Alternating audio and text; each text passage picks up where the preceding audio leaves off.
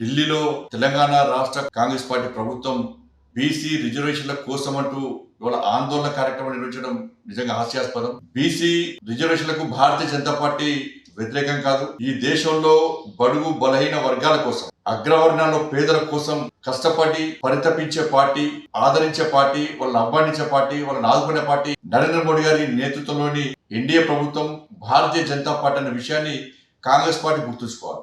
27% రిజర్వేషన్లు బీసీలకు కేంద్ర ప్రభుత్వం, నరేంద్ర మోడీ ప్రభుత్వం స్థానిక సంస్థల ఎన్నికలు ఇస్తున్నది. కేవలం కాంగ్రెస్ పార్టీ ప్రభుత్వం ఇచ్చేది 5% మాత్రమే. 10% రిజర్వేషన్లు ముస్లింలకు ఇస్తున్నారు. 42% రిజర్వేషన్లో 10% ముస్లింలు, 5% మాత్రమే ఇలా బీసీలకు ఇస్తే దీన్ని బీసీ రిజర్వేషన్స్ అంటారా, ముస్లిం రిజర్వేషన్స్ అంటారా?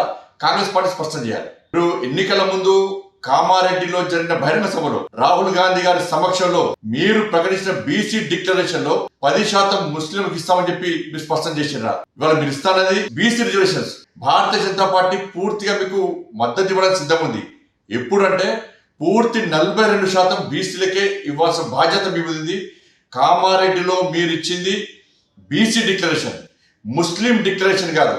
కానీ ఇవాళ మీరు అమలు చేయాలనుకుంటున్నది ముస్లిం డిక్లరేషన్ అమలు చేసే ప్రయత్నం చేస్తున్నారు. అందుకే మీ వెంట బీసీలు వస్తలేరు. తెలంగాణ రాష్ట్రంలో బీసీలు వాస్తవాలు గ్రహించారు. కాంగ్రెస్ పార్టీ వెంట బీసీలు వస్తున్న విషయాన్ని కాంగ్రెస్ పార్టీ ఇప్పటి కూడా గ్రహించకపోవడం నిజంగా మూర్ఖత్వం.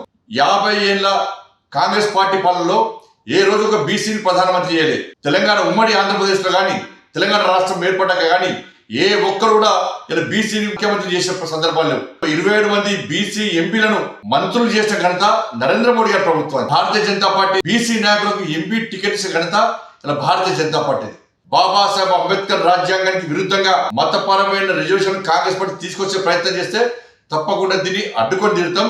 ఇప్పుడు దేశ వ్యాప్తంగా కాంగ్రెస్ పార్టీని అడ్డుకునేటువంటి పరిస్థితి దేశంలో ఉత్పన్నం కాబోతున్నది. ఇది ముమ్మాటికి ముస్లిం డిక్లరేషన్, బీసీ డిక్లరేషన్ కాదు. బీసీలకు 42% పూర్తి రిజర్వేషన్ ఇవ్వాలని చెప్పి భారతీయ జనతా పార్టీ డిమాండ్ చేస్తా ఉన్నది.